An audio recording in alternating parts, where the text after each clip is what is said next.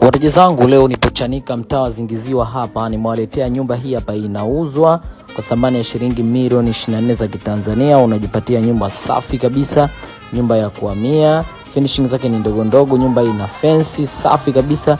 Sifa ya nyumba, mteja wangu, ina vyumba viwili, vyote ni master, seble na pamoja na jiko. Maji yapo mteja wangu. Yaani kimaanisha nyumba hii mteja wangu, yani sio ya kuikosa. Unayoiona hapo hiyo rangi kabisa, yani hapo kwanza kabisa hiyo rangi imechanganywa na kompyuta, rangi ndo maana inang'aa, rangi haipauki hiyo mteja wangu. Nyumba imetengenezwa kwa ubora na mazingira yake ni mazuri.